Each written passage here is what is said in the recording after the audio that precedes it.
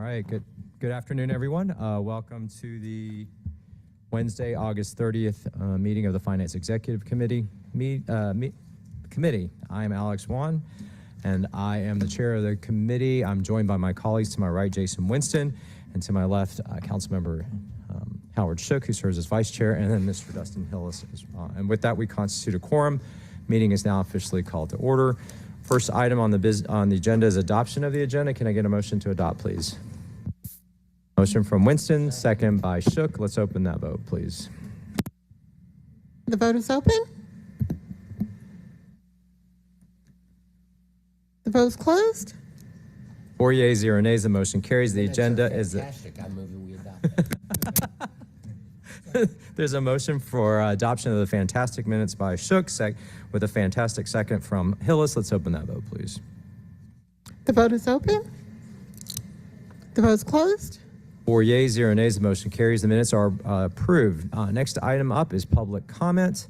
Do we have anybody signed up? I don't see anybody on my list. We do not have anybody. Okay, we're going to keep moving on to presentations, reports, and reports. Colleagues, the only thing we have today, and we're not going to go through it line by line, but as promised, Ms. Lindo and I went through the 2023 goals and objectives to just kind of do a quick checklist of the items that we had accomplished and the items that we still have to do potentially between now and the end of the year. You have a copy of it in your packet. I asked you to, we also reviewed this with the finance department, right? We got input from them. And I think we have them on track to try and finish, the ones that are still open to finish between now and the end of the year. What I would do is just invite y'all to take a look at this at your convenience between now and the next meeting. If there's anything specific that you want to dive into or ask questions about or discuss further, we can do it at that point. But any other general feedback on that topic? All right, seeing none, I'm going to also recognize that we've been joined by Councilmember Marcy Collier Overstreet. Okay, if we don't have any other presentations today. Oh, I also want to acknowledge that we did get via email the COVID funds report. So please take a look at that. One of the things that we did ask for this time is an additional slide that lists any funds that are due to expire in the next 6 months. So that way what we can do is keep tracking out 6 months. And if there are any concerns about spending those down, we'll have a good runway in terms of trying to assist the department in allocating those. Any other questions on that? All right, we're going to chug along with the agenda then. Next item up is ordinances for first reading. We have 3 items. Ms. Lindo, if you'll sound those.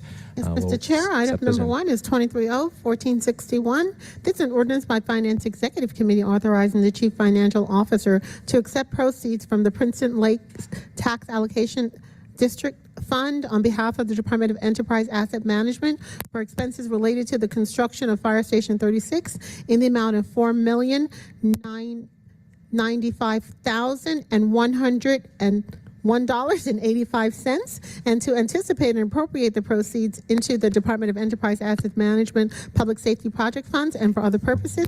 Item number 2 is 2030-1462. This is an ordinance by Finance Executive Committee authorizing the Chief Financial Officer to amend the Capital Finance Fund budget and fiscal year 2024 Department of City Planning General Fund budget by transferring an amount not to exceed $1,273,520 from the Capital Finance Fund to the fiscal year 2024 Department of City Planning General Fund to fund building inspections and permitting services and for other purposes. Item number 3 is 2030-1463. This is an ordinance by Finance Executive Committee authorizing the mayor or his designee on behalf of the Atlanta Department of Transportation to amend Ordinance 19-1076 adopted by the Atlanta City Council on March 4th, 2019 and approved by operation of law on March 13, 2019 for the purpose of updating the parcels listed in Exhibits A and B and to add an additional funding source thereto and for other purposes. All right, thank you, Ms. Lindo. As first reads, there are no actions to take on those this cycle, and they will be back before us next time.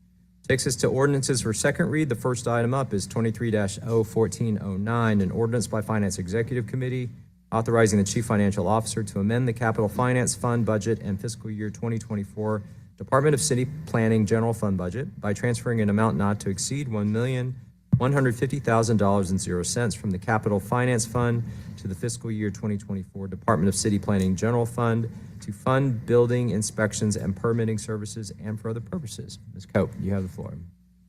Hey, good afternoon, everyone. I'm Tiffany Cope, Business Manager with the Department of City Planning.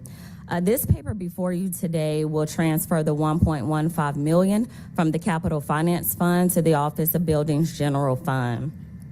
These funds will be used to fund vacant unfunded positions within the Office of Buildings that are related to the permitting process.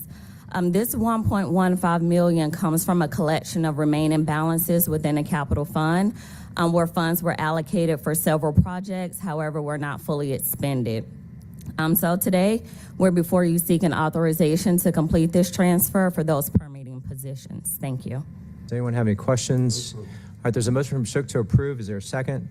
Seconded by Winston. I do have two questions. One, and this may be a CFO Bala question. This transfer was already contemplated in the FY20 budget that we adopted, correct? Correct. So preliminary conversations with the department when we were setting the budget, we did realize that there was additional funding in the capital budget that they can transfer over whenever they needed to fund some of the unfunded vacancies that were in the FY24 budget.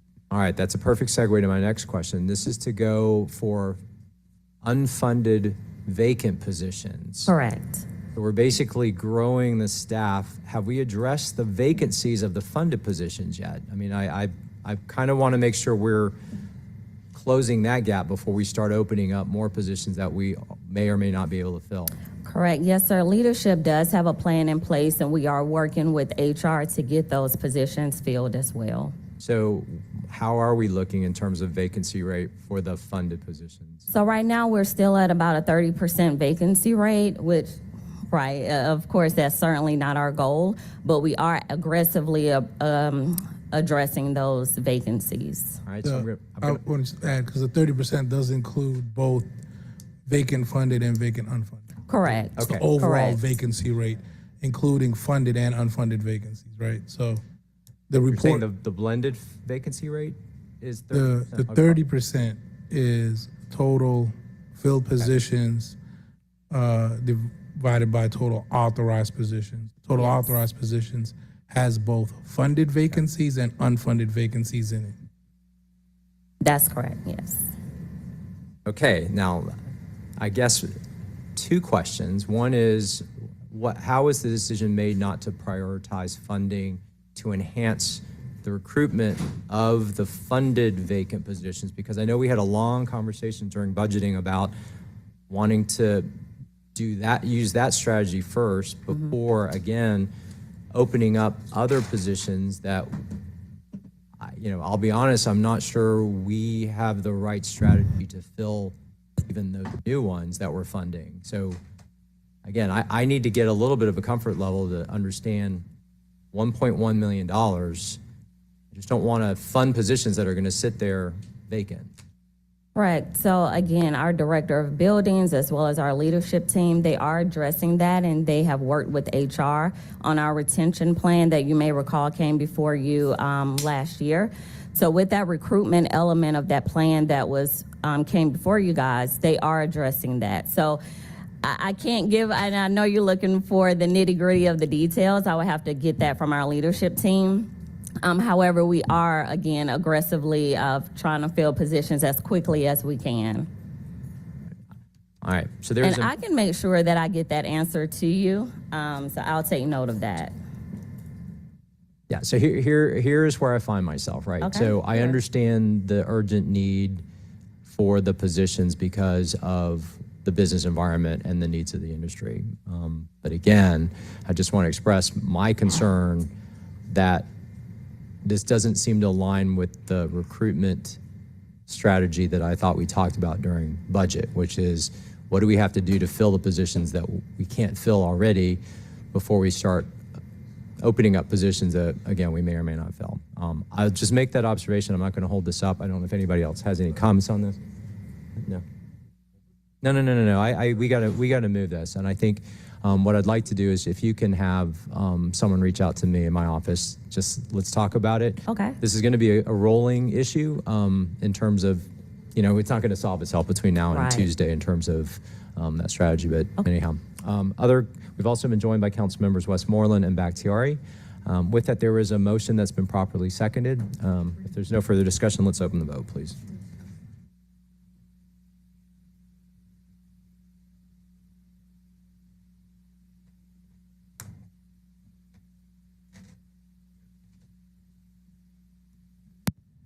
The vote is open.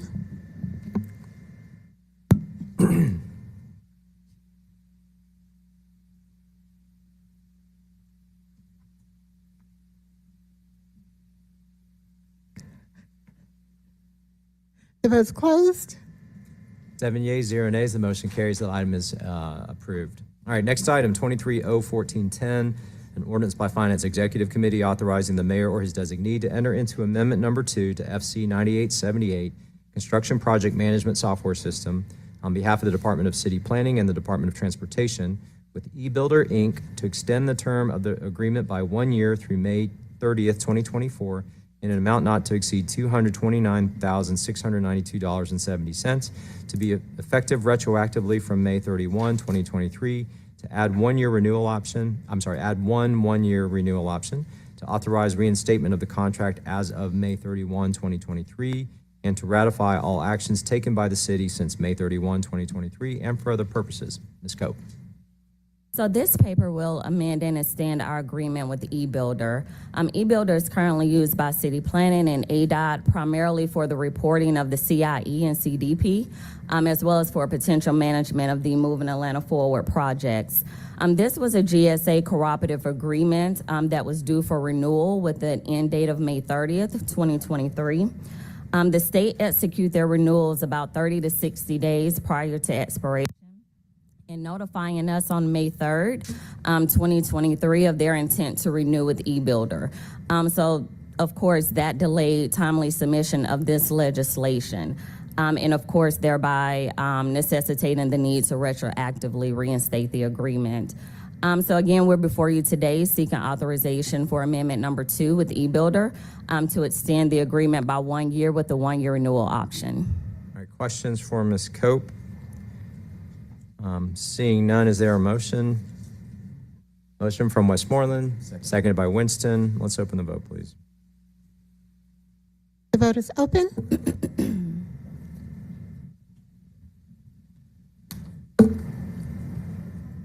The vote's closed. 7 yeas, 0 nays. The motion carries. The item is approved. Thank you, Ms. Cope. Thank you. All right, next item, 23-01411, an ordinance by Finance Executive Committee authorizing the mayor or his designee on behalf of the Department of on behalf of the City of Atlanta to enter into an art easement agreement with Ackerman and Company for the location and installation of a fountain sculpture in an area consisting of approximately 25 square feet located in land lot 106, 118, and 119 of the 14th District of Fulton County, Georgia, and for other purposes. Mr. Witherspoon. My name is Robert Witherspoon, Arts Program Manager for the Mayor's Office of Cultural Affairs. This ordinance will allow the City of Atlanta to enter an easement with Ackerman and Company to install the city's newly acquired Byung Hoon Choi fountain and sculpture on a parcel of land that connects to the Atlanta Beltline in the West End. This parcel is highly visible on the Beltline's pedestrian path and publicly accessible. Advantages of approving the easement and location is twofold. The visibility is great, and it's a cost savings in the installation because there's already services for plumbing and electricity there. So the city's installation costs and future maintenance costs will be significantly reduced as a measure of approving this easement. I can take any questions. All right, questions. Mr. Shook. Okay, so this is on private, not public property, but it's open to the public, am I right? That's correct. It's adjoining the Beltline property, so it's highly visible to all the pedestrians on the path there. Move approval. All right, there's a motion from Shook. Is there a second? Seconded by Westmoreland. Any further discussion or questions? Seeing none, let's open the vote, please. The vote is open. The vote's closed. 7 yeas, 0 nays. The motion carries. The item is approved. Next item, 23-01412, an ordinance by Finance Executive Committee authorizing the mayor or his designee on behalf of the City of Atlanta to waive the competitive source selection requirements contained in Article 10 of the Procurement Code to allow the mayor's Office of Cultural Affairs to enter into agreements with specifically curated performers, artists, and sponsors for the 2023 Elevate Public Art Festival in Atlanta, and directing that all festival revenues and expenses be deposited and expended from the accounts listed below and for other purposes. Mr. Witherspoon. Elevate is a temporary public art program that seeks to invigorate the Atlanta area through visual art, performances, and cultural events that's citywide. This year's Elevate Public Arts Festival is titled Roots, Renaissance, and Renegades, celebrating 50 years of hip-hop. And the citywide festival occurs on the weekend starting on September 22nd through October 15th. This ordinance will allow the City of Atlanta to enter into agreements with artists, sponsors, and engage with media outlets and media buys in support of this year's festival. All right, questions? All right, there's a motion from Shook. That's all right. Is there a second? Seconded by Winston. I do have a question, though. I mean, obviously, this is a revenue and expense center. Like in years past when we've run this, what is the aggregate amount of revenues versus expenses? We're estimated that the budget will be $200,000 total for the 4 weekends of programming. The goal is basically we raise what we spend, right, and spend what we raise. Or is there any?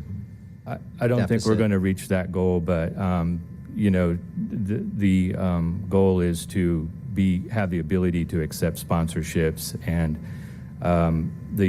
we're actually using the general fund as a way to to pay for the event. That right, Mr. Bala? His last statement that any shortages are covered by the general fund?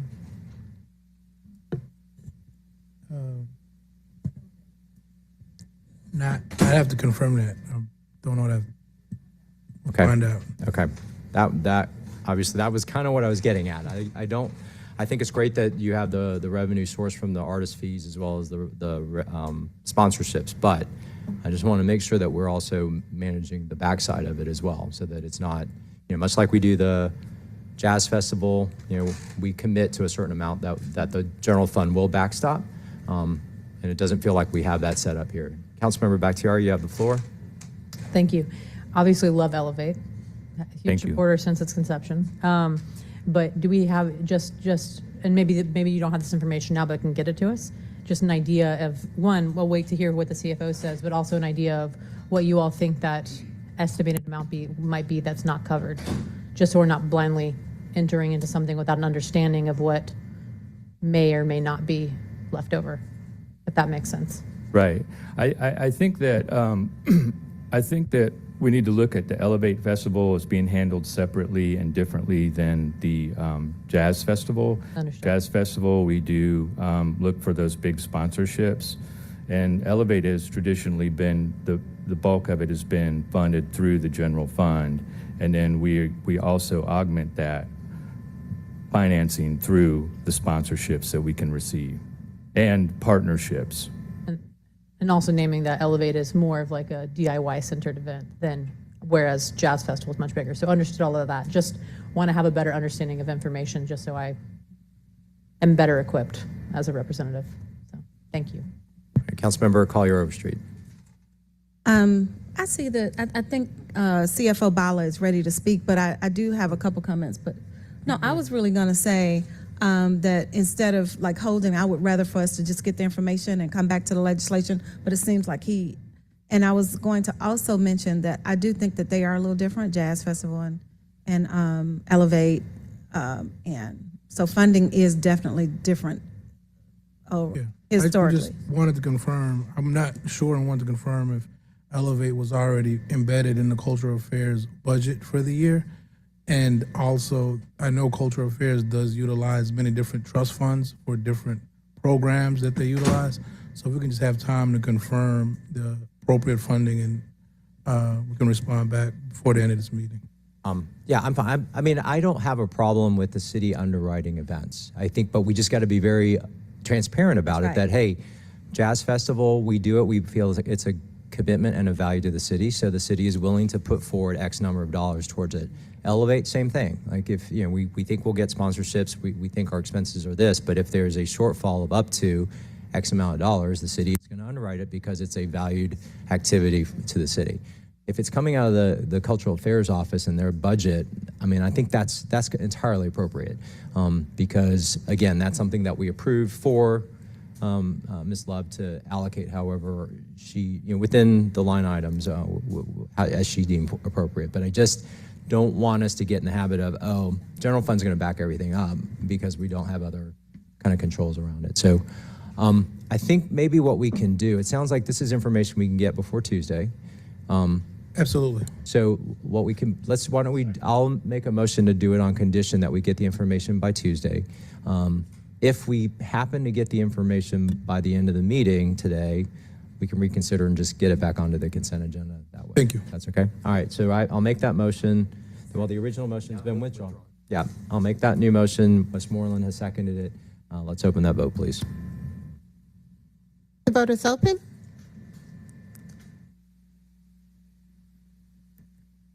The vote's closed. 7 yeas, 0 nays. Motion carries. The item is approved on condition. Thank you. Thank you. All right, next item is number 8, 23-01413, an ordinance by Finance Executive Committee on behalf of the Department of Transportation to correct ordinance 19-01175, adopted by the Atlanta City Council on May 6, 2019, and approved by operation of law on May 15, 2019, by removing the incorrect funding source and replacing it with the correct funding source and for other purposes. DC Moore. Have the floor. Greg Moore, Deputy Commissioner, Capital Delivery for ATL DOT. This ordinance is simply for replacing an incorrect administratively entered funding string with the correct one. Questions for the Deputy Commissioner? Councilmember Hillis. Thank you, Chairman Warren. Thank you, DC Moore. What was I don't see it written in the corrective legislation, but what was the original amount of the cost? The original amount of, The whatever transaction is happening here, was it just, it's showing it's correcting the funding source, but it's not showing the amount of the funding? I would have to get back to you on that, sir. What that amount was. Yeah, if someone can just pull up 19-01175. I'm trying to. Okay. Yeah.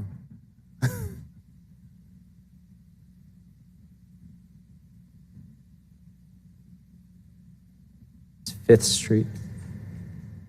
Councilmember Collier Overstreet. Mr. Hillis, can I go move on to that while we're waiting on the answer? Yeah. Okay, Councilmember Overstreet. Move to update this legislation with that amount.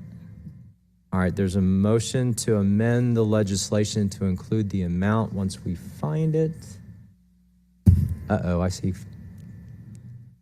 All right, is there a second to Councilmember Overstreet's motion? Do you have a response? That funding string, sir, is for right-of-way acquisition, and so that's a negotiation process that does not have a definitive beginning amount. Okay, so what did the original legislation do? It was just... Okay, microphone. Okay.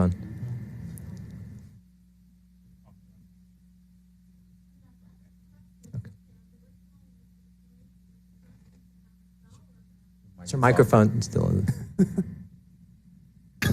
There you go. Yeah, I'm looking at the original legislation, and it does not have the funding source either. I'm sorry, it doesn't have the exact amount of the project. It says that the project is authorized to be paid through the bond, the 2015 bond, but it doesn't have a total amount for the project. Yeah, so I mean, why I'm asking this is District 9's portion of, not the 2021 bonds, but the 2015 Right. bonds 8 years later. And the last update I got is this was going to construction in December. So if we still haven't got estimates or acquired right-of-way yet, then I kind of find that hard to believe 8 years in. I mean, so do we have estimates on the right-of-way cost? like I said, sir, it's a negotiation process. I mean, we have project budgets, but negotiations, you have to go through each, they go through each individual parcel.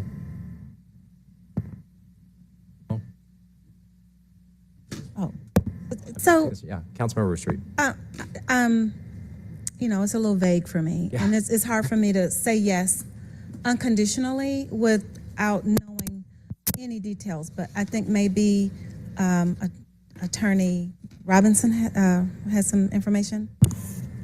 Hi, Amber A. Robinson, City of Atlanta Department of Law. The legislation does say that there may be occasion when it's in the city's best interest to avoid the cost and expense of litigation by acquiring property interests in an amount above the estimated just compensation as established by appraisal. In such interest, the city is authorized to acquire a property interest at an amount not to exceed 10% or $250, whichever is greater, above the estimated just compensation for such property interest without further authorization from council. However, in no event shall the authority to acquire such property interest without further city council authorization exceed 20% or $500, whichever is greater, above the estimated just compensation for each property interest. So that is the guidance that was included in the original legislation concerning, I guess, the boundaries on what the city would pay. As I think it was stated by the deputy commissioner, that it's authorizing negotiations based on the estimated just compensation, but it didn't include any specifics or specific not to exceed amounts or anything. That's the original legislation. So if that sheds some light. So I'm going to withdraw my motion to amend. I think we need to probably go back to some other projects that we've done pretty much similar to this, and I can think of like 3 off the top of my head. And I don't believe it omitted a 0 to 5 million number. Do you know? I think that it had some more details to it. This seems just, I don't know, a little different from normal, and it's probably fine. I just probably need a little more information for us to. I need to know 20% of what, or at least a scale of 0 to something. I don't know. It's just not enough information for me at this time. Thank you. Acknowledging that the motion to amend has been withdrawn. Councilmember Hillis. And Yeah, so I have asked for some more granular information. Like I said, this is the District 9 pot of discretionary funds from the 2015 bond, most of all which are unpaved streets. And I have a meeting with Commissioner Cavanis on Friday, and I've sent a request for some updates, which would include this street. So I'm going to make a motion on condition that I receive an update on this particular project, because from my understanding, like I said, this is an unpaved street. So we already have 30 to 40 foot of right of way. I know sometimes they have to adjust for, elevation and drainage and things like that, and acquire some right of way like they have on another street in this same batch. So I'll again reiterate, I'll make a motion on condition that I receive an update on this project and the other District 9 2015 bond fund projects by the meeting on Tuesday, hopefully in my meeting with the commissioner on Friday. all right. There's a new motion from Hillis to approve on condition of his receiving that information before full council on Tuesday, seconded by Westmoreland. And then I have a thought on this as well. I know how hard it is to get streets done completely in your district, so I support you. I just don't really understand this legislation like I'd like to. But we have till Tuesday. I have a question for Ms. Robinson. I mean, negotiations are going on, right? I mean, and they're going on from the original legislation that, as we now know, has incorrect funding stream. Is there any harm in waiting to let those negotiations go through? If it's above the thresholds that you mentioned and it needs additional council action, we just clean it all out at one time. And if not, then we just clean it at one time and we'll actually know the amount at that point. I mean, I guess rather than authorizing this, it just says, yeah, go do what you need to do. We don't know how much it is, but we're going to give you a bank account to use in case you need it. I mean, your thoughts on that?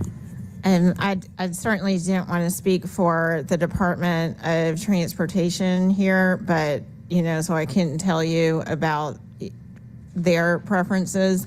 However, yes, you're correct. Any negotiations above the ranges that were authorized would have to come back to council. And a paper that would change the funding source, the account number, would not affect the ability to continue in negotiations. It just would allow the payment of the funds once the negotiations concluded.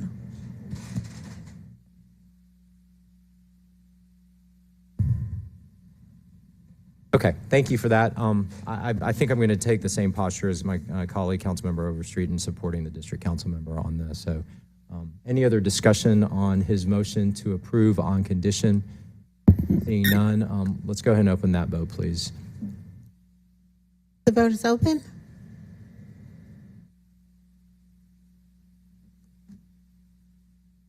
The vote is closed. 6 yeas, 0 nays. The motion carries. This item is approved on condition. And DC Moore, I just encourage you to make sure you get the information to Mr. Hillis by Tuesday. Sure. All right, let's keep going on. Colleagues, without objection, I'm going to take the 3 items together at this point, 23-01414. I'll also take number 12 and 21 together. We're going to have to take 2 of them, vote separately, because the other one's going to require a substitute, but they're all interrelated. So first item is 23-01414, an ordinance by Finance Executive Committee authorizing the Chief Financial Officer to pay all outstanding invoices to Stewart Brothers, Inc. for work completed under task order number 8 of FC 9662, G, Transportation and Infrastructure Construction Services, small, on behalf of the Department of Transportation, in accordance with Section 2-1163 of the Procurement and Real Estate Code of the City of Atlanta Code of Ordinances, in an amount not to exceed $251,150.00. All contracted work to be charged to and paid from various fund, department, organization, and account numbers listed herein and for other purposes. Item number 12 is 23-01440, an ordinance by Councilmember Alex Wan authorizing the Chief Financial Officer to pay all outstanding invoices to C.W. Matthews Contracting Company, Inc.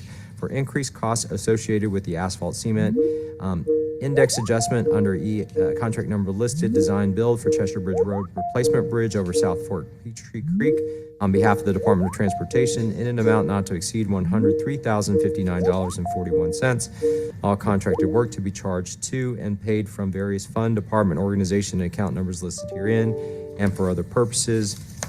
And then 21 is 23-01453. There is a substitute for this one that changes the caption. It is an ordinance by Councilmember Mir Faroki, as substituted by Finance Executive Committee, authorizing the Chief Financial Officer to pay all outstanding invoices to Arcadis/BPA, a joint venture, for work completed under task order number 132 of FC 7383A, contract for architectural engineering and design services on behalf of the Department of Transportation in an amount not to exceed $120,000.00. All contracted work to be charged to and paid from various fund, department, organization, and account numbers listed herein and for other purposes. I'll go ahead and make the motion to bring the substitute forward on item number 21. Can I get a second, please? Second by Winston. Let's open that vote to bring forward the substitute. The vote is open.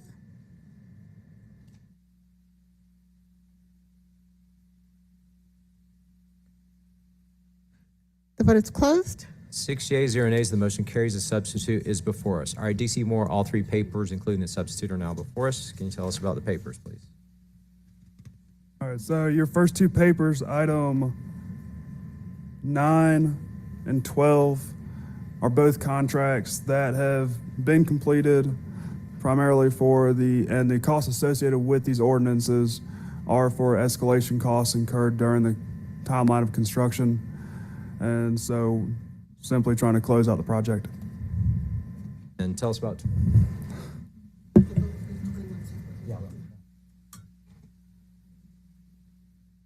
Item number 21 is off the old, I'm going to call it the old contract, which is the 7383 Architecture Engineering Services contract. This contract was for the right-of-way acquisition on multiple road projects that are currently in the future of getting into construction. The amount here being authorized is we've paid the contractor up to the value of the contract. They have this ordinance is for the remaining cost incurred. And as Chairman Wan recognized earlier, that there is still remaining scope to complete this project, to be able to get these projects to construction through right-of-way acquisition. Questions for DC Moore? So escalation on it's in general, Yes, sir. because I know that that's a phenomenon that we're experiencing.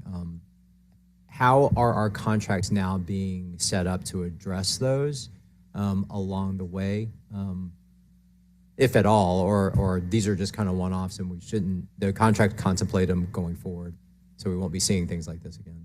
Yeah, so going forward, we are currently working with procurement and law to be able to take a second look at the clauses of our contract. Right now, we don't have flexibility within our contract to negotiate any escalation. And so trying to rewrite that to be able to allow negotiations. Other questions for DC Moore?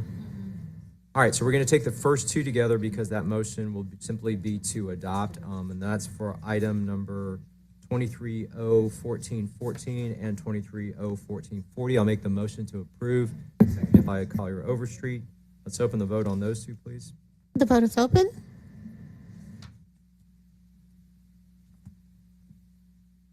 The vote's closed. 6 yeas, 0 nays. The motion carries on those two items. The next item is 23-01453. I'll make the motion to approve on substitute. Need a second, please. Seconded by Winston. Let's open the vote, please. The vote is open.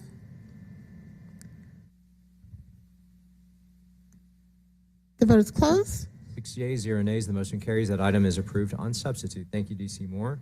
Next item is 23-01416, an ordinance by Finance Executive Committee amending certain terms set forth in the Series 2018D bond ordinance, which was number 18-01664, adopted by the Atlanta City Council on November 19, approved by operation of law on November 28, 2018, which ordinance supplemented the master bond ordinance of the Atlanta City Council 93-00399, adopted on March 31, 1999, and related to City of Atlanta water and wastewater system to, among other things, amend the environmental covenants and performance payment agreement dated January 31, 2019, to provide for an extended performance payment due date related to the city's water and wastewater environmental impact subordinate lien revenue bonds, Proctor Creek Watershed Project, Series 2018, authorizing the execution, delivery, and performance of a First Amendment to the Environmental Covenants and Performance Payment Agreement, authorizing notice of the adoption of this 14th supplemental bond ordinance to holders of the Series 2018D bonds and certain credit providers, and for other related purposes. CFO Bala, you have the floor. Thank you, Council Member. So this legislation is related to the 2018 environmental impact bonds that were issued by the Department of Watershed Management. One thing to note, these were the first publicly offered environmental impact bonds in the world, done right here in the city of Atlanta. It's about $14 million worth of work that was to be completed in the Proctor Creek area. The bonds utilize a special pay-for-success model that ties the performance out based on environmental outcomes, which is a very unique structure to these types of impact bonds. And they're targeted to specific impact investors and people who are looking for not just financial rewards, but also environmental rewards. One of the features of the bonds is a pay for success model that incentivizes the bondholders with a $1 million performance payment based on the project's success and deliverables. That success payment initially, when done with the bonds are 10-year bonds, was set at about a 6-year time frame. At the time when this was issued, that seemed to be a reasonable time. However, due to COVID and challenges and other things, the project delivery for these projects were delayed, like many of the other issues that we're facing. So the Department of Watershed Management is asking to extend the performance period to align with the completion of the bonds to 2028, and it certainly can happen before, but that way it's just aligned with the term of the bond terming in 2028. All right, questions for the CFO? Do the bondholders have to agree to consent to this as well, or what's the process? This process is this does it, yeah. Okay, all right. Any other questions for CFO Bala? Motion from Winston to approve. Is there a second? Seconded by Hillis. Let's open that vote, please. The vote is open. The vote is closed. 6 yeas, 0 nays. The motion carries. This item is approved. Next item, 23-01439. Ordinance by Councilmember Alex Wan authorizing the Chief Financial Officer to create the Series 2023B1 Non-AMT Airport General Revenue Bond Fund 5547, Series 2023B2 Non-AMT Airport General Revenue Bond Fund 5547, Series 2023C AMT Airport General Revenue Bond Fund 5547, Series 2023 Non-AMT Airport Passenger Facility Charge and Subordinate Lien General Revenue Bond Fund 5548, and Series 2023 EAMT Airport Passenger Facility Charge and Subordinate Lien General Revenue Bond Fund 5548 to amend the FY 2024 budget by adding two anticipations and appropriations, bond proceeds in the aggregate principal amount of $559,195,000.00 for the Airport General Revenue Bond Series 2023 B2, C, D, and E, and purposes. You have the floor. Good afternoon, Chairman Wan, members of the committee. Courtney Knight, Chief of Treasury, Debt and Investments. This is simply the legislation to anticipate and appropriate the funds that are bond proceeds from our recent airport financing.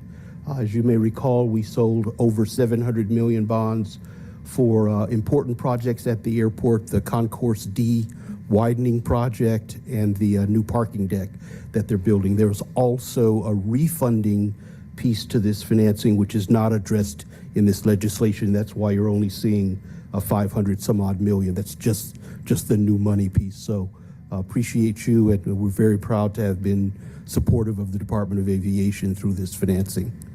Any questions for Mr. Knight? Seeing none, is there a motion? Motion from Winston, is there a second? Seconded by Hillis. Let's open that vote, please.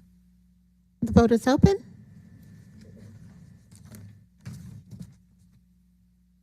The vote is closed.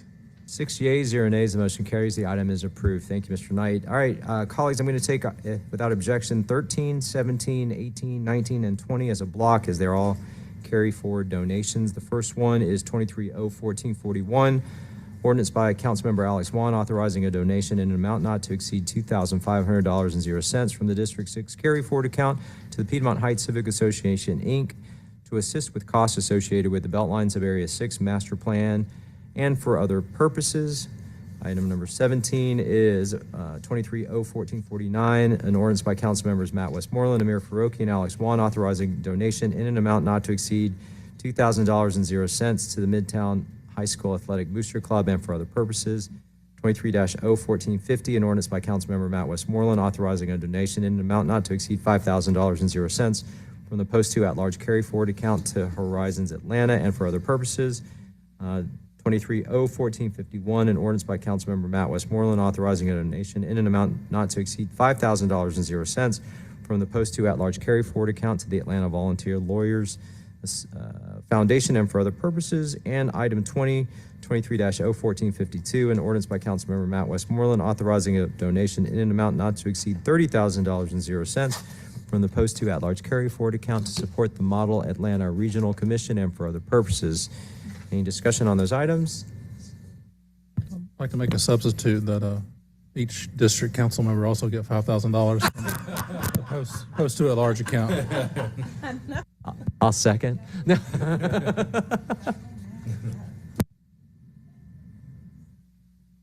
The motion from Westmoreland. You're not on the down. I'm going to have to do it on Tuesday. I realized that as I read it in. All right, there's a motion from Westmoreland, seconded by Winston. Let's open the vote on all of those items. The vote is open.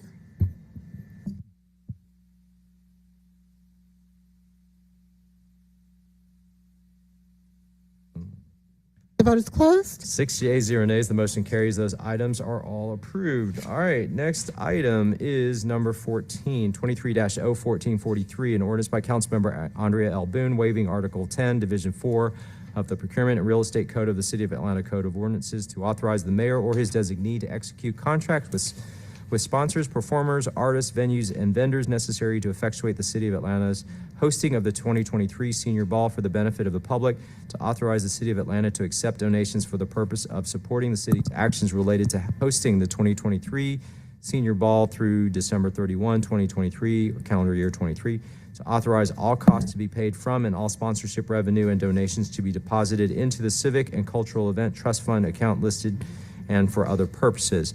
Mr. Clay, before you speak, I did want to make a comment here at this point. I did want to acknowledge for the public that we did receive the Office of Inspector General's report on their findings and opinions on the 2022 Senior Ball. We also have since received a response from the administration to that report. We are not, because it came in so quickly, so close to this Finance Executive Committee meeting, we're not going to address it here, but we are going to bring it back up in 2 weeks and do a broader conversation about that. But I did want to acknowledge while this paper is up, and it is one of the steps that actually answers some of the issues raised in that report, but I did want to at least put that out for the public that we recognize and will discuss it. It just won't be at today's meeting. So, Mr. Clay, you have the floor if you'll tell us about this paper. Thank you. And also to note, Councilman, I appreciate that, that this legislation had its first read prior to that particular report as well. And so it's a part of the newer conversations that we're having in the Office of Constituent Services. My name is Greg Clay. I serve as the Commissioner for the Office of Constituent Services, and we're currently seeking authorization to fundraise for the 2023 Senior Ball that is slated to be hosted on October the 28th. And also authorization to enter into particular contracts to execute that Senior Ball as well. All right, so I'm going to ask the same series of questions, or at least line of questions that I asked with regard to the other, in the sense of we are receiving contributions and there will be expenditures out of that, and it's anticipated that the revenues will at least meet or exceed what the expenditures out of this fund will be, correct? Yes, sir. We've had a history of fundraising for this event even prior to the administration, and so we have a pathway to fundraising for this year's Senior Ball as well. With me coming into the new role, we are taking a different approach to fundraising, and so we anticipate meeting all of the expectations regarding expenses for this year.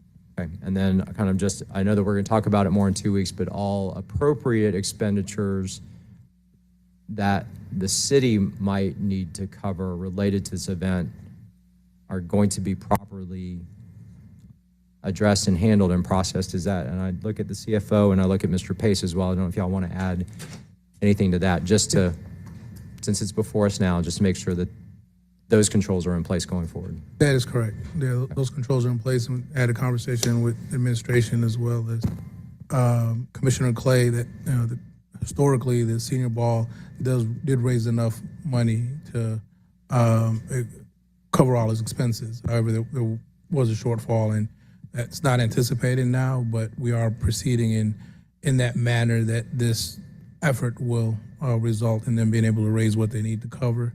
And we will have the necessary coordination between finance, procurement, and everybody else to make sure that any portion of this that would be city source will also be enacted in the appropriate manner. Other questions on this? Do we have a motion? Motion from Collier Overstreet, seconded by Westmoreland. If there's no further discussion, let's open that vote, please. The vote is open. The vote is closed. 6 yeas, 0 nays. The motion carries. This item as favorable. So, Mr. Pace, in 2 weeks, it would be nice. My intent is to talk about some of those new controls, kind of address what happened in 2022 and the report and the findings, and then we'll go from there. Okay. Thank you. Councilmember. Yeah, CFO Bala. After this, we do have an update on the Elevate. Okay.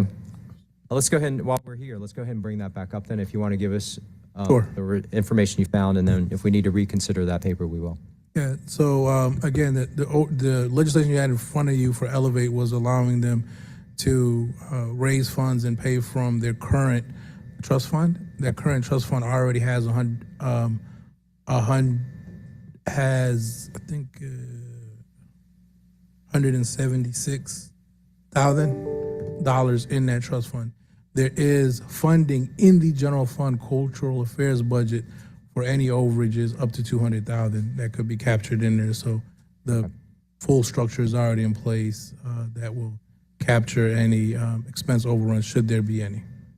So yeah, I mean, what I wanted to hear essentially is that it's already potentially captured in a line item that we've approved in the budget, which it is, the Cultural Affairs Office. And okay, we're good. So I'll make the motion. CFO Bala and I had the opportunity to speak with the Executive Director, Camille Love. She confirmed that she did have funding in her professional services. Okay, professional services in her, or that's the line I'm in her budget. Okay, all right, I'll make a motion to reconsider that item. So the seconded by Westmoreland. Let's open that vote, please. The vote is open.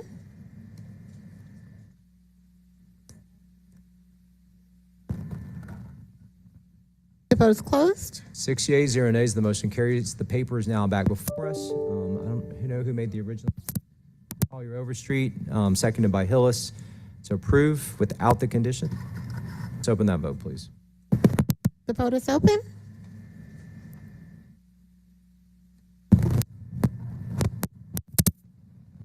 The vote is closed. 6 yeas, 0 nays. The motion carries. This item is approved. All right, 23-0-1447.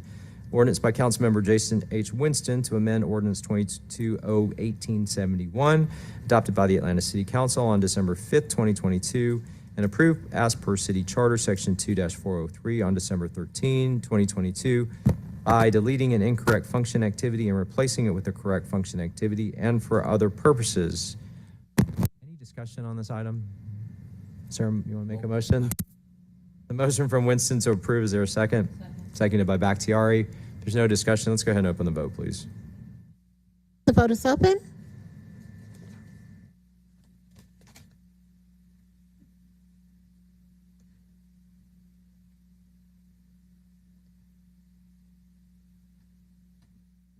Will everyone please vote?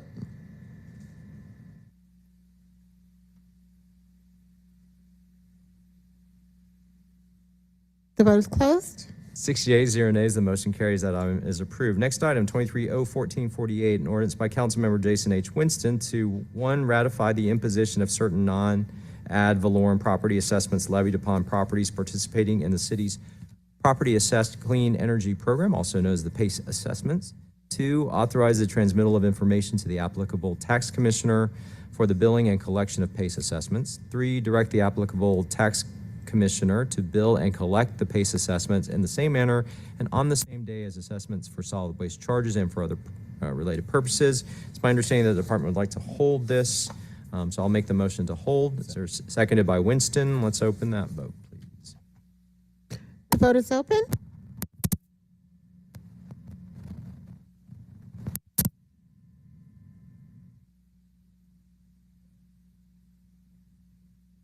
The vote is closed. 6 yeas, 0 nays. The motion carries. That item will be held.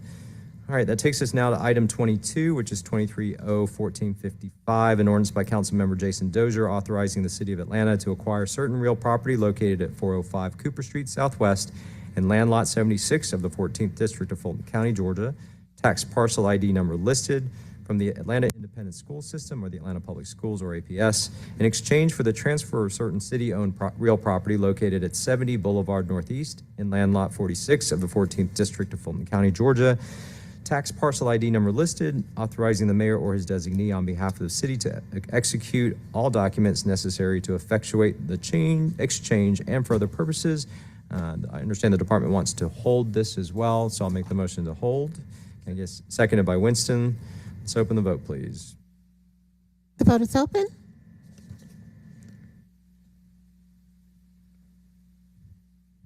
The vote is closed. 6 yeas, 0 nays, motion carries. Item will be held. 23-014-57, an ordinance by council members Dustin Hillis and Matt Westmoreland, authorizing the chief financial officer to accept proceeds from the Northwest Atlanta Perry Bolton Tax Allocation District Fund on behalf of the department. Participate and appropriate the Northwest Atlanta Perry Bolton Tax Allocation District proceeds in the amount of $938,681.45 into the Department of Enterprise Asset Management, project number fund listed for expenses related to the construction of Fire Station 22 and for other purposes. Commissioner. Good afternoon, Chair, members of the committee. Jimmy Santel, Commissioner, Department of Enterprise Asset Management. The purposes of this legislation is to accept reimbursable proceeds from the TAD for the construction of Fire Station 22. Questions? Councilmember Hillis. Thank you, Chairman Wan. Thank you, Commissioner Santil. I'm not going to make it a condition, I don't think, but can I get an updated accounting of where we are with the total estimated cost of what this fire station will be? Sure. We'll have them we'll send that to you. Motion behind that? Motion from Hillis to approve. I have a question, but I'll second. Seconded by Westmoreland. Westmoreland has a question. What's our ballpark estimate on Councilmember Hillis's question? I'll get that information to you. I don't want to say anything that is not correct. And the estimated timeline for completion? Completion will be early next year, 2024. The questions for the commissioner. We have a motion from Hillis, seconded by Westmoreland. Let's open the vote, please. The vote is open.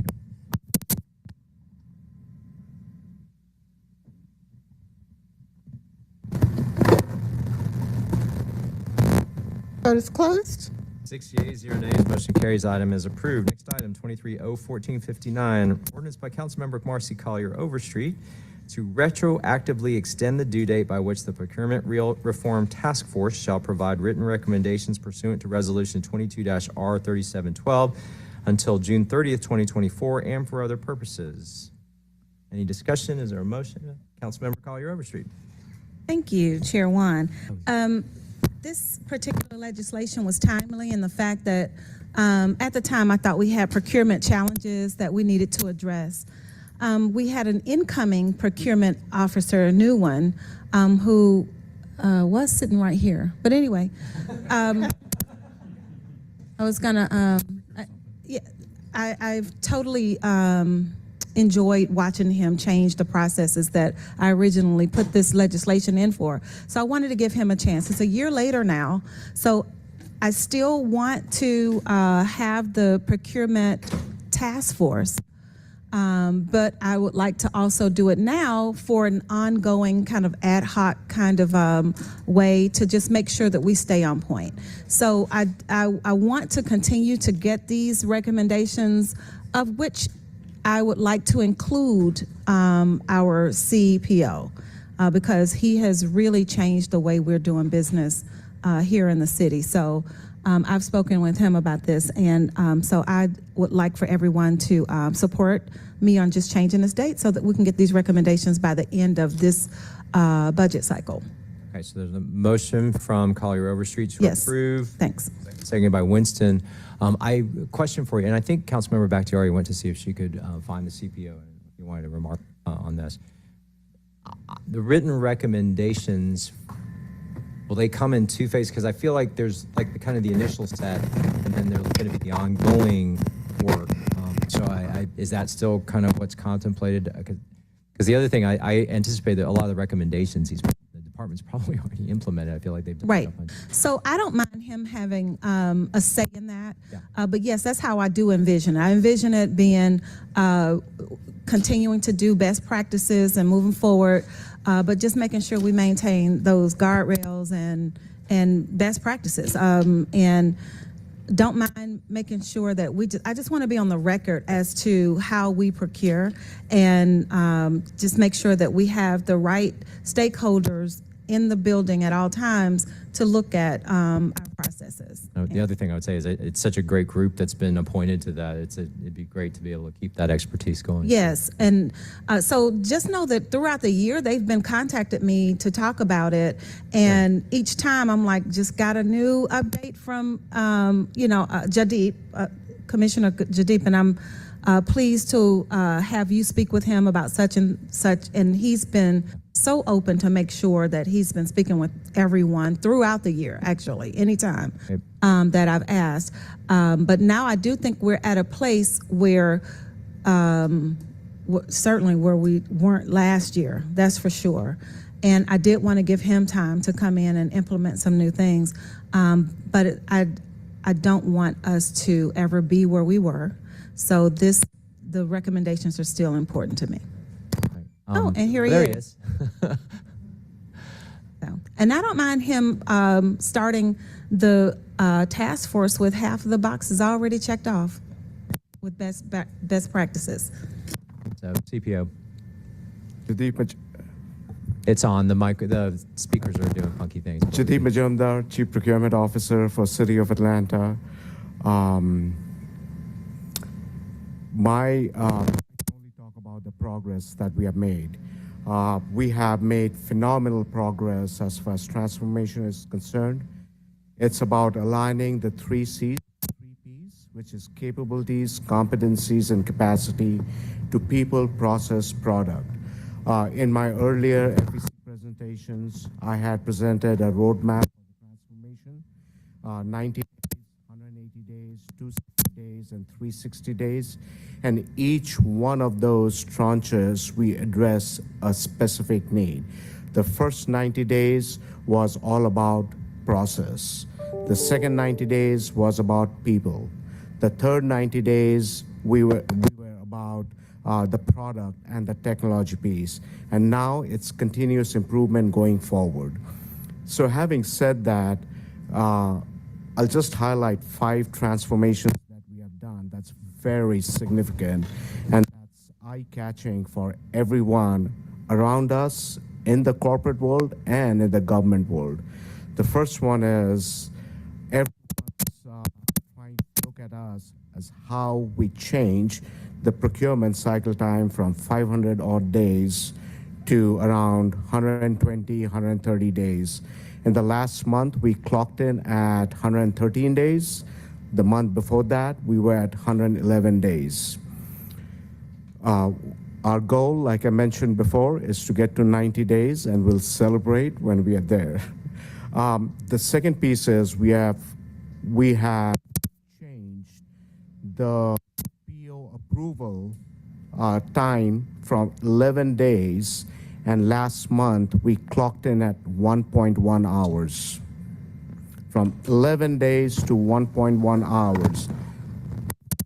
The month before that, it was right at 0.98 hours. That means less than an hour. And we process, by the way, 18,500 POs per year with a spend of $2.2 billion. So that's another transformation. The third one, which is critical and which is helping us deliver all these stellar results, is we changed our structure to category management model. So now there are 5 categories that we have, and we have a center of excellence team that is based on people, process, product that fuels the category management team. Category management team is about managing categories, bringing subject matter expert, making sure they have the market intelligence, and doing the sourcing in a fair, transparent, and competitive way. The third piece, the third piece that is also critical is we are 100% digital. September of last year, everything that we do is in Oracle. So From September onwards, it's much easier to track progress of the projects. So it's easy for us to share these numbers with you because now everything is digital. But what we have also embarked on doing is going back a year back and then transporting all those archived email files into Oracle. That way, we at least have 2-3 years of data to compare. So that is a task we have taken to make sure that the data is there. It doesn't go away with a person leaving City of Atlanta. There is a place to refer to the data, and you heard the audit team talking about trying to figure out where the contracts are. I think once we get that process in place, we'll have all the contracts, all the memos, all the procurement-related articles in Oracle. Thank you for coming in to share those words with us. And so this particular legislation really is about public trust and bringing everyone with us on this procurement journey. So thank you for all of the good work that you've done over this year to really change my perspective about procurement and the direction that we were headed in, and I do feel way different than I did last year for sure. So move approval on this. I think we had a second from Winston. Okay. If there's no further discussion, let's go ahead and open the vote. Okay, thanks. The vote is open.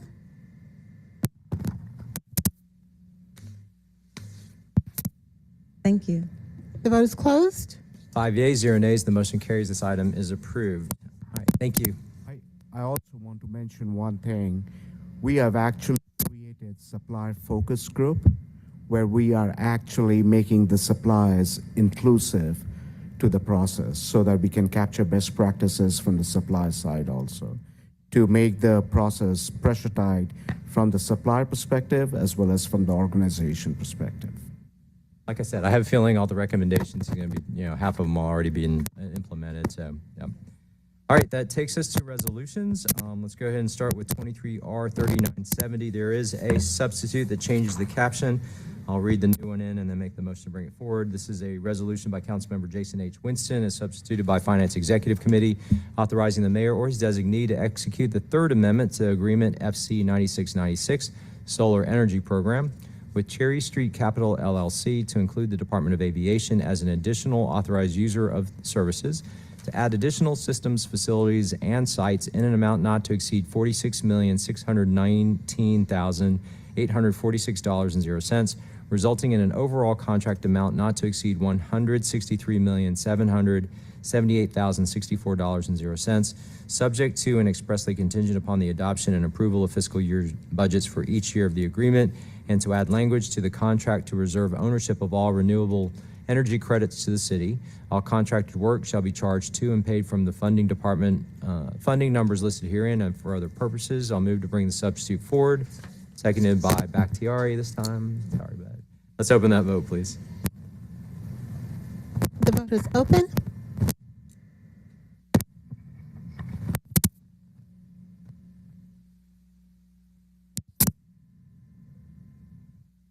The vote is closed. 5 yeas, 0 nays. The motion carries. The substitute is before us. I had Ms. Farley down as speaking today. Come on up, please. If you'll tell us about this, and my question will be, I'm thrilled to see additional facilities getting added onto this because I do think that's moving in the right direction, and I'm curious as to the evaluation process of future opportunities and what's on the horizon and what's the potential pipeline for that. So, Ms. Farley, you have the floor to tell us about this paper and then what lies ahead. Absolutely. Thank you so much. We are really excited to be able... Before you do that, introduce yourself for the viewing public. Sorry. Yes. Thanks. Chandra Farley, Chief Sustainability Officer for the Mayor's Office of Sustainability and Resilience. So, yes, we are excited to expand upon the Solar Atlanta program. I was just working on some background last night, and this program was initially announced in 2015. The first contract was awarded in 2017 with the goal to install solar on 28 municipal facilities. Our current count is 23 municipal buildings. This resolution will put us on track to add an additional 24 buildings over the next probably about 3 years. So we're really excited about that. Our team, it's been great working with Cherry Street, really coming along together in this process as they have been growing and we have been growing. 2 things this year that we're really focused on that we've seen some of our other local government partners add to their contracts as they really modeled Atlanta's program. One particularly is making sure that we have ownership of our renewable energy credits from this program. So we've been working with Cherry Street. We've talked about this in City Utilities Committee, are working on a carbon credits program, different from renewable energy credits, with the Lake Charlotte Nature Carbon Credit Preserve. Councilmember Winston's heard this quite a bit. So we're working with Department of Law.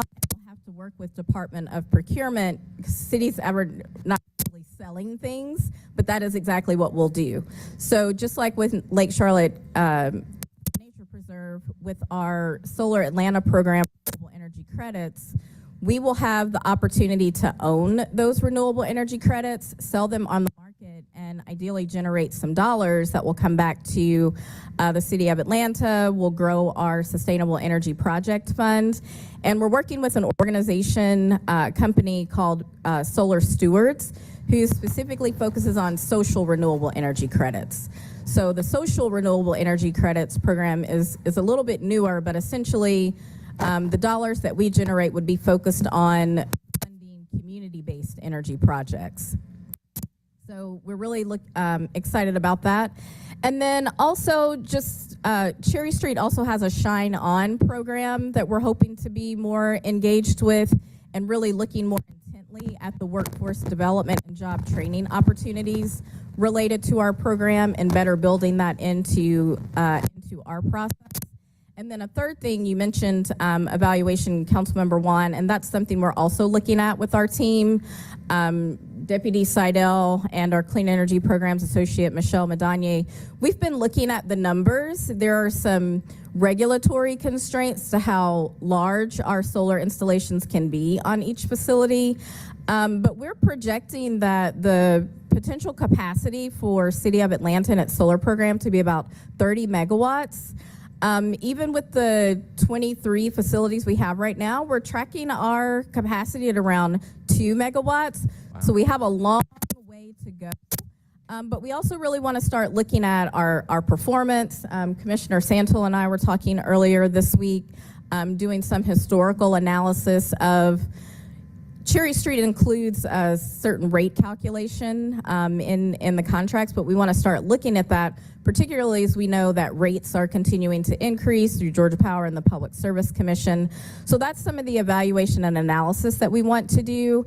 And right now, with a lot of the federal funding opportunities through the bipartisan infrastructure law that my office is looking at and partnering with a few of our different departments on, what's the opportunity for storage? Particularly as we look at our recreation centers across the city that have been in the Solar Atlanta program and ones that we will be adding, and our fire stations, where they have the ability to serve as community resilience hubs, which means that in disaster, natural or man-made, this is a place where community can go, charge their phones, keep their medicines cool, keep some groceries cool.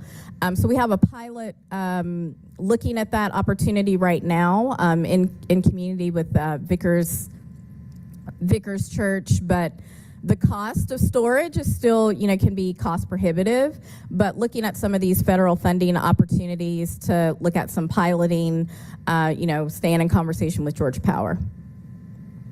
Questions? And the one comment I'll make is this is something that we should be as aggressive as possible, not just ambitious, but aggressive. I think the faster we move, the better off we'll be. Yeah.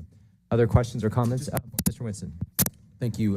Just one quick question. I know that this legislation authorizes the use of adding the solar program to the airport, but essentially, or yes, the buildings around it. Are you identifying buildings that are critical in nature, in the event of a disaster or something where we can keep the airport running, in that instance?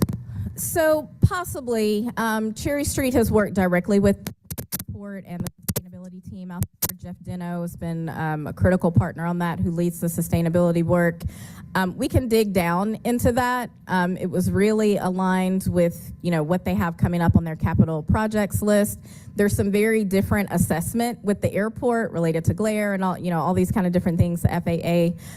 But as we dig down into that list and really start to refine what those projects are, we can certainly talk about that. Okay, and I can see a need for even expanding that to other critical areas that we have to keep our city government running and functioning, in the event that there were some type of, instance where, city was shut down again or something along those lines. Absolutely. So Mina is here, who we work closely with from the airport on that list. If you'd like to chime in on that. Sure.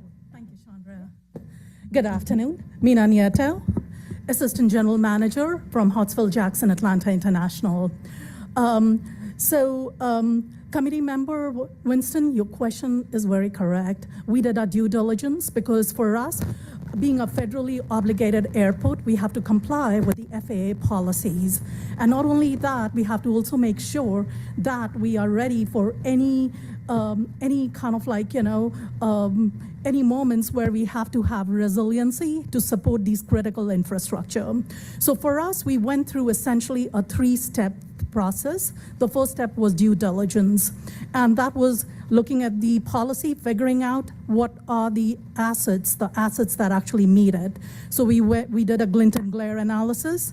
102 assets actually complied with, we conducted the analysis on, and out of those 102, 50 were viable options where it did not have any glint and glare impact for our air traffic control tower. And those are mainly assets that are north and south, essentially. So with that was a first step. Out of the 55, of course, for this, we have identified 16 assets based upon the energy consumption. So these are your, big energy guzzlers on the airport, and these are the ones that we are going in with. After this, kind of my hope is we'll work with Chief Sustainability Officer Chandra and look into the next round, but definitely we are looking into really amping up the relationship with Cherry Street or another vendor to have some mutual win-win solutions to this and a good partnership. Thank you. Very nice to meet you as well. Thank you. Yeah, did y'all catch a motion? We need a motion from Winston, seconded by Westmoreland. Let's open the vote, please. The vote is open.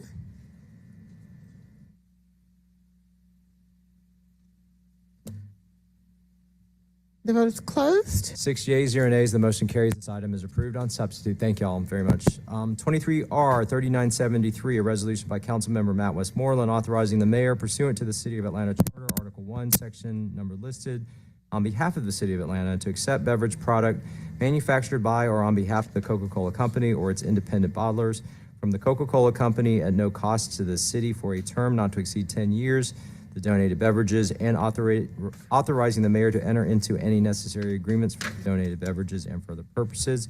My understanding that they want to hold this, but is this where we put our order in for Coke Zero? And do you want to make? Yeah, do you want to make the motion with your can there? All right, there's a motion from Westmoreland to hold, seconded by Bakhtiari. Let's open the vote, please. The vote is open.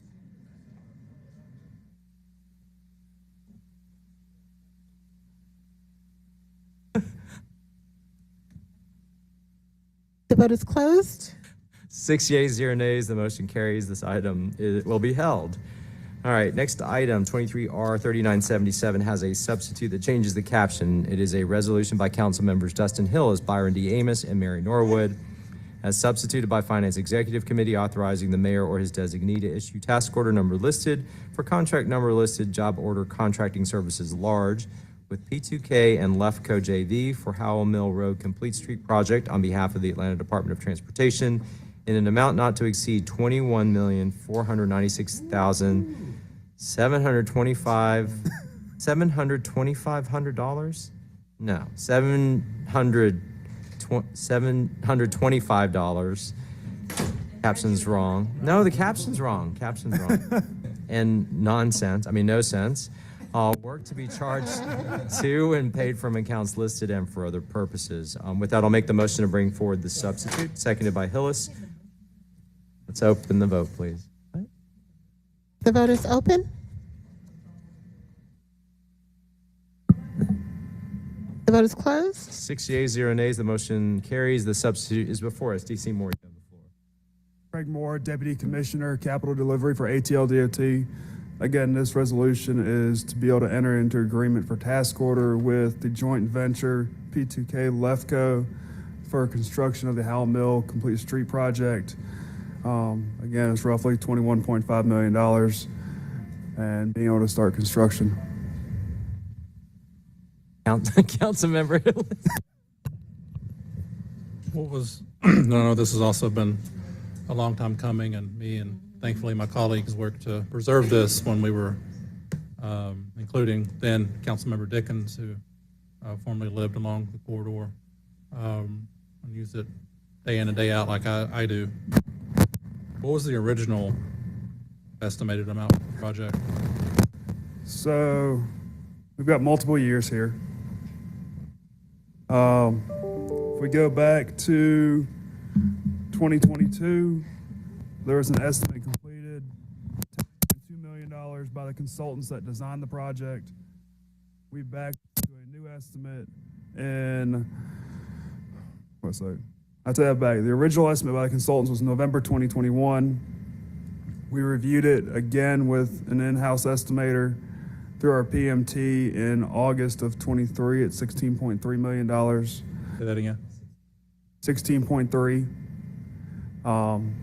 Again, that is going through a normal procurement process. There is some premium to going through the job order contracting with Gordy. So, Well, that plus just all the materials cost and inflation yes, sir. program of project 8 years prior. Where, two questions. Where is the additional funding coming from? I would hope, given the amount of expansive development that has happened on the Howell Mill corridor, that some of this is coming from impact fees. And number two, I believe this project also anticipated pulling some money out of the Atlantic Station TAD, especially for the, I think only kind of the southern end of this project is in that TAD, but can you expand upon? So to get into what makes it, so when I looked at the budget this week, actually, there was probably construction plus some contingency within the project was roughly around 15 million. The additional to get to the 21.5 will most likely come out of Renew program contingency at program level. That gets created when we close out projects that are under budget, go into a general. Those exist? Those projects do exist. Okay. Some smaller than others, some larger than others, but they do add up over time. So. Gotcha. And well, did you touch on the Atlantic Station bid? Is there some coming from that TAD? I would have to go back 4 and million look. Maybe.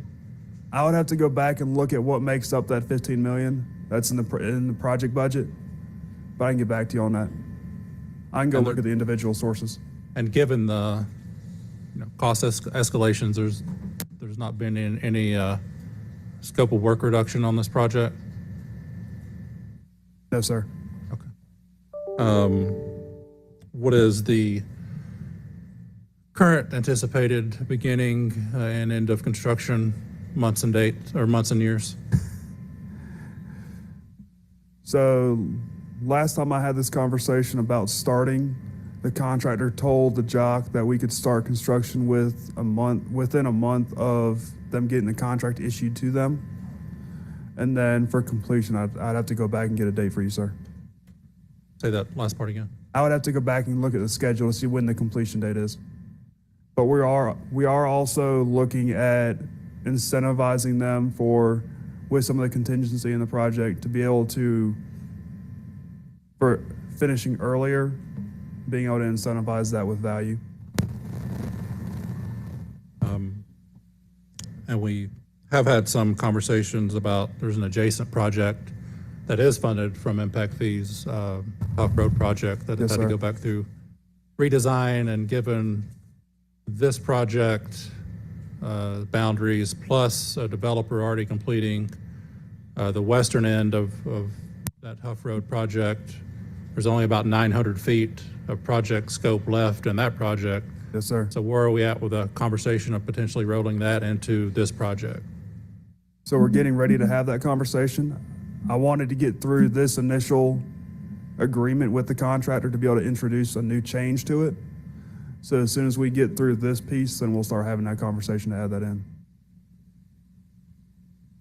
Well, like I said, it's been a long time coming and it's sorely needed for such a corridor that has experienced a lot of growth over the past decade. I will make a motion to approve. Yes, sir. That I just wanted to one more time on the Huff Road part. There are so many moving parts with this. I didn't want to slow it down with the Huff Road piece, but I will get back to that. Thank you. Yes, sir. All right, there's a motion from Hillis, seconded by Bakhtiari. Councilmember Winston, you have the floor. Hey, DC Moore, I just wanted to just point out that I'm really excited for my colleague to be able to get this project started. So much so I'm looking at the sponsor signatures right here on my screen. And I can't wait for the day to see my name and Councilmember Bakhtiari's name on a similar task order for the South Boulevard Complete Street project. So hopefully we'll get that going quickly. Yes, sir. Thank you. And I'll invite all of y'all when the Monroe Drive Complete Street, y'all can sign on with me too. So you got them. And I'll certainly bring you guys to our ribbon cutting on Cascade Road Complete Streets. Okay? Yes, ma'am. And we'll all be a happy, big old happy family. Well, oh, I got one. All right. And I'm so grateful to all of you who attended the DeKalb Avenue ribbon cutting. I couldn't. So, just saying. I could. All right. Post 2, what's your highest priority project? Post 2 down there? You got any? the Diet Coke complete drink project. All right. All right. So with that, we have a motion and a second. Let's go ahead and open the vote, please. The vote is open.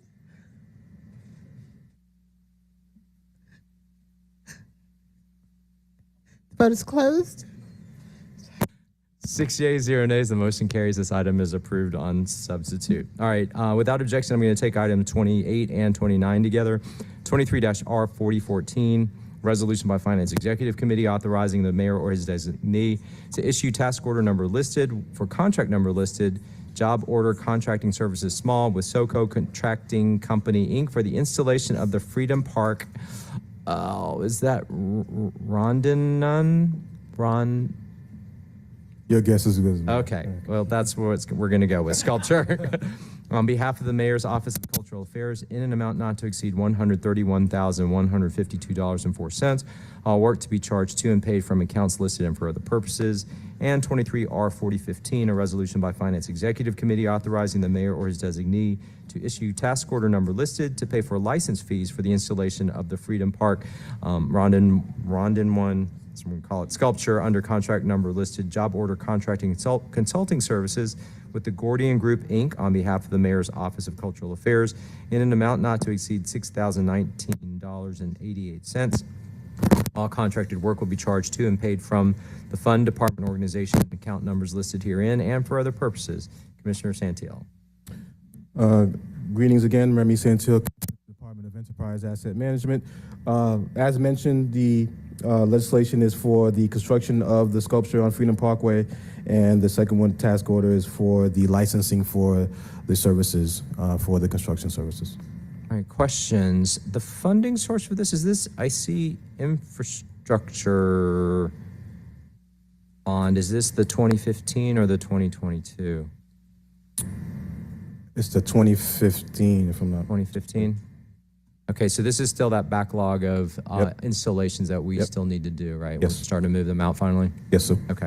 Other questions for the commissioner? I'll make the motion to approve both items. It's seconded by Westmoreland. Let's open the vote, please. The vote is open.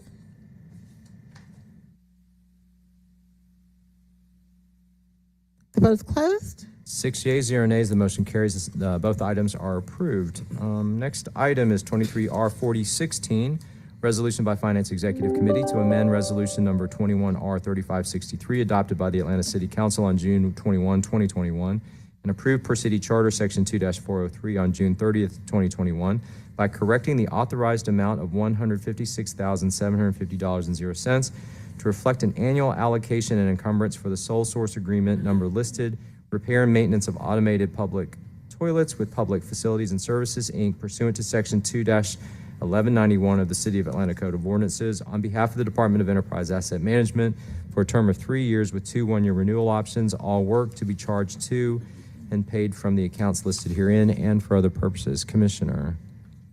So as stated, the authorization is for the annual allocation to encumber the price for the services of the remaining term of the agreement. All right, what happened here? So this is basically, as I'm reading this, we approved something with that amount thinking it was for 3 years when it actually was just for 1 year. So what happened? Who caught it? Walk me through this. In initial, the contract was being transferred from Public Works to Dean, and in that switching, that's where the omission of certain information that was not provided, we caught it, and now we're addressing the situation with this legislation. Okay, and it got caught because I've seen CPO. We had a similar paper come through last cycle as well, and it was caught because when the payment application was made, it didn't match the contract, so that was rejected. Is that what happened this time as well? I just want to make sure we've got I'm glad we're correcting it. I just want to make sure we've got the safeguards in place to prevent it from happening both when we authorize as well as when we try to go pay. Yeah, so that's how we caught it, but yes. That's a mechanism we are using to catch all these flaws. In fact, the one that we saw last time, it went through, but when it came for creating the new agreement, it didn't match, which then means creating POs was going to be a challenge. So that's how we caught it. This one is a similar one with the transfer. This happened. Now we have to pay the suppliers. We caught it. They caught it. And we're putting this corrective legislation in place. All right, 2 follow-on questions. Is there another way to check and balance this before it is enabled by legislation rather than catching it on the payment side? So now we put a process in place where the contractual and negotiated amount is there on the legislation, and the contract specialist is now validating that, and they're actually signing off on the legislation that's coming on the table. Perfect, that's good to hear. And then in terms of budget, they've got the funds to cover it, or was it budgeted appropriately?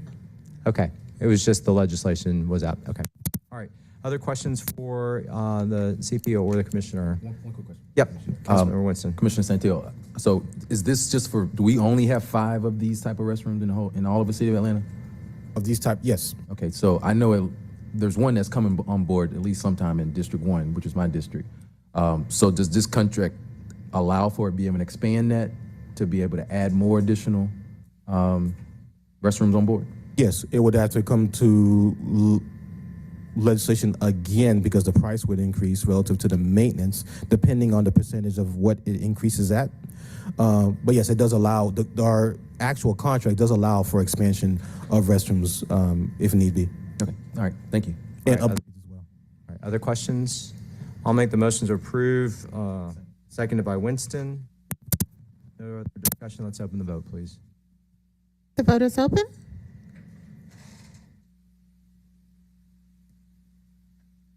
The vote is closed. 6 yeas, 0 nays, the motion carries. Item is approved. Next item, 23R1417. There is a substitute that does change the caption.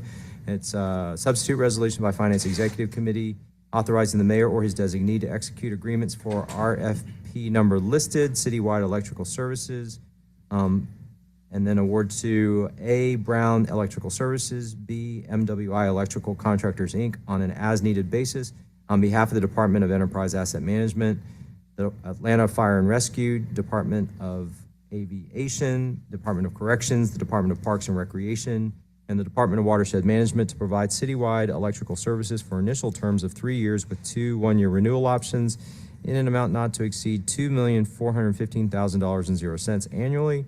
All contracted work will be charged to and paid from the fund, department, organization, and account number listed herein and for other purposes. I'll move to bring it forward. Seconded by Bakhtiari. Let's open the vote, please. The vote is open.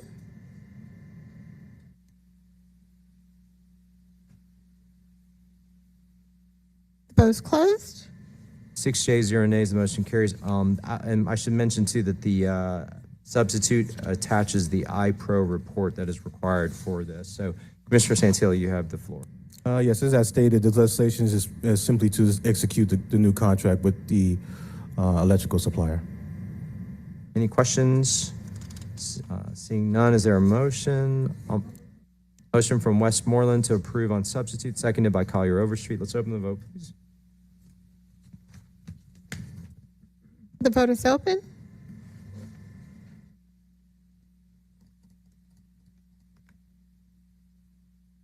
The vote is closed. 6 yeas, 0 nays, the motion carries. The substitute is approved. Next item, 23R4018.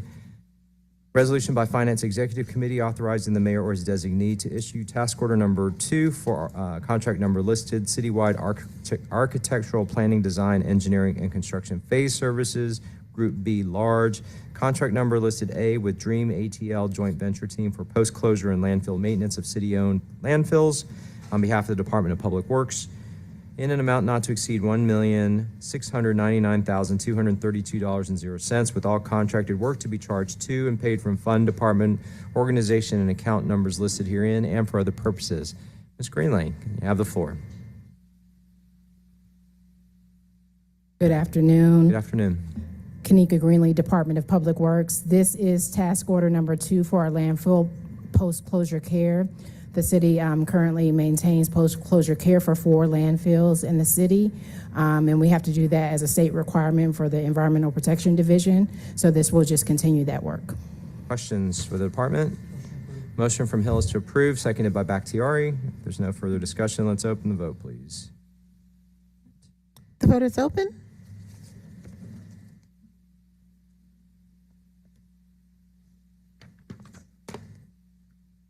The vote is closed. 6 yeas, 0 nays, the motion carries. That item is approved. Thank you, Ms. Greenlee. All right, that takes us now to dual referred items.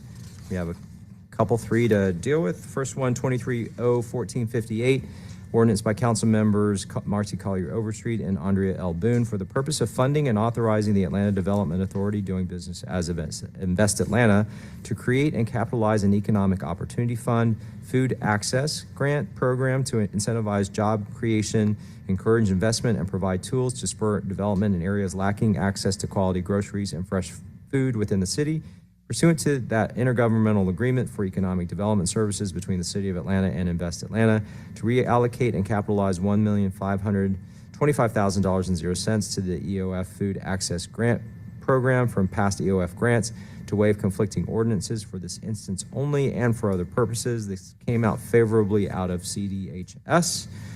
Ms. Collier, you want to speak to it or make a motion? Hi. So I do have a quick question. And this was asked to me, and I want to make sure I have the answer right. What is the difference in this legislation and the one that we did earlier that was very similar to this? Why are we having this fund now held in Invest Atlanta? Absolutely. And how does that affect where the money is used? Because it was for a specific area, and I want to just make sure that we're still on the same page. Absolutely. Good afternoon, Mr. Chair, committee members. My name is Noah Downer. I'm the Senior Vice President of Economic Development at Invest Atlanta. I have the pleasure, along with my team, of leading our healthy food access strategy, which aims to increase the amount of healthy, fresh, affordable foods in our neighborhoods.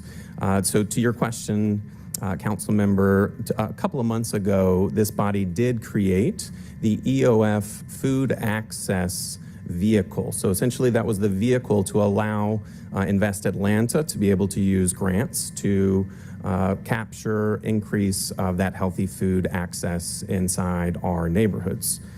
So that vehicle was not funded at that time. So what this ordinance does, it allows Invest Atlanta to take $1.525 million of projects that had received EOF agreements with Invest Atlanta before in the past, but did not move forward with a grant agreement for a variety of reasons. So this ordinance would take that 1.525 from 4 projects and be able to capitalize the EOF food access itself. In terms of the focus area, it remains, our focus is, continues to be in those areas where we can drive food access, so food deserts. So it still is that same area that was presented previously with those maps. Okay. Move approval. Motion from Collier Overstreet to approve. Is there a second? Seconded by Winston. There's no further discussion. Let's open the vote, please. The vote is open.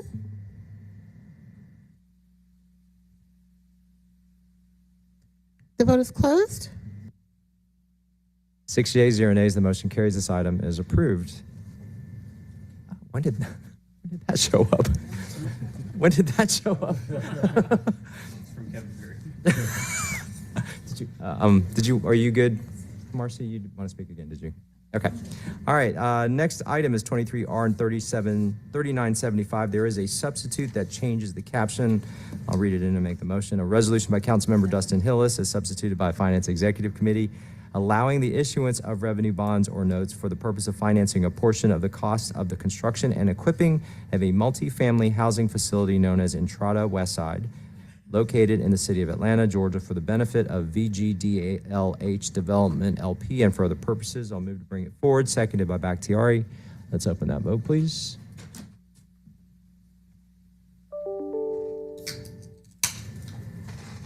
The vote is open.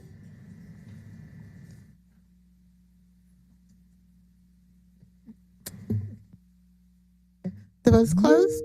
6 yeas, 0 nays. The motion carries. This item is brought forward on substitute. Dr. Clementich, you want to speak to that? Yes, good afternoon. My name is Dr. Eloise Clementich, proud president and CEO at Invest Atlanta. Excited about this project at 2174 and 2176 Donnelly Hollowell. This would be the Entrada West Side project. It's going to provide a total of 118 units at 60% AMI with an affordability period of 35 years. And this item before you will allow us to accept some allocation. Thank you. Questions for Dr. Clementich? I have one. What do VGDLH stand for? I'm kidding. I was like, all right. Vecino Bond Group. You want to make the motion? Motion from Hillis to approve. I do have a question. I mean, how many other projects are you going to be bringing before us today, Councilmember Hillis? All right, seconded by Winston. Let's open the vote, please. The vote is open. I can see today.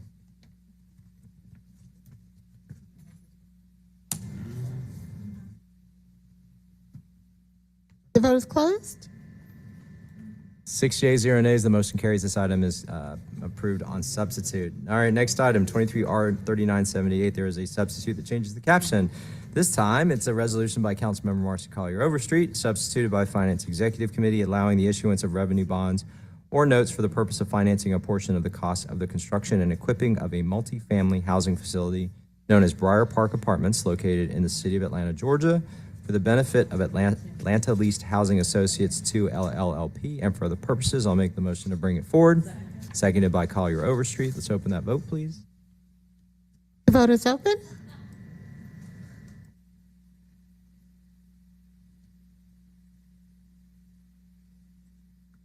The vote is closed. 6 yeas, 0 nays. The motion carries. The substitute is before us. Dr. Clementich. Yes, again, Eloise Clementich, Invest Atlanta. What you have before you is a project at 2841 Greenbrier Parkway in Southwest Atlanta. This will provide senior housing, 55 and older, 244 units at 60% AMI or below, and the item before you allows us to accept allocation. Motion from Collier Overstreet to approve on substitute, seconded by Hillis. If there's no further discussion, let's open the vote, please. The vote is open.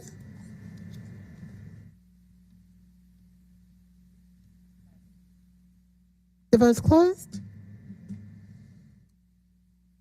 Not in the substitute. They corrected it. All right, 6 yeas, 0 nays. The motion carries. Item is approved on substitute without Milledgeville anymore. All right, that takes us to held. I do not believe we have any coming off of held. Have we covered all of our legislative items? We have, Mr. Chair. All right, I have one announcement. Just remind everybody that city offices will be closed on Monday in observance of the Labor Day holiday. Regularly scheduled city council meeting will be held on Tuesday, September 5th at 1 p.m. Also a reminder that city council extended bar hours for Sunday night. And then we are, the work session tomorrow. Councilmember Bakhtiari, would you like to make an announcement? Make a motion? Yeah. Just a reminder that we will have a work session tomorrow at 10 a.m. in this committee room 1, to discuss the potential of splitting up CD and HS. So hope to see you there. Bring your coffee and be ready to participate. All right, other questions or comments? Seeing none, we stand adjourned. Thank y'all.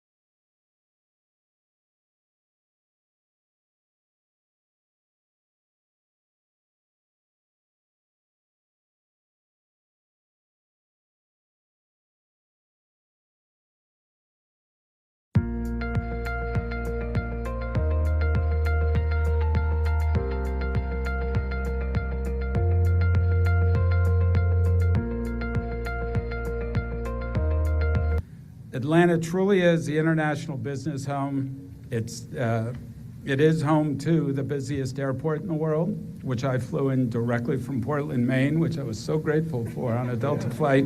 It left early and came in early, so it was terrific. 80% of the U.S. population is within a 2-hour flight of Atlanta. It's home to 31 of the largest businesses in America, including some of the most well-known brands that you guys all know very well: Delta, UPS, Home Depot, Coca-Cola. Largest concentration of HBCUs and other world-class universities. And finally, the host to the 2026 FIFA World Cup. And we've seen what that can do to a city, a state, and a country.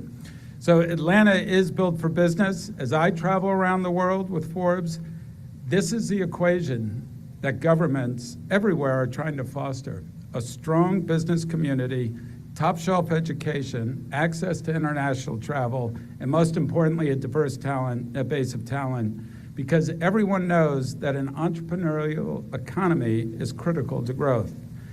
Now, this is one of the reasons presidents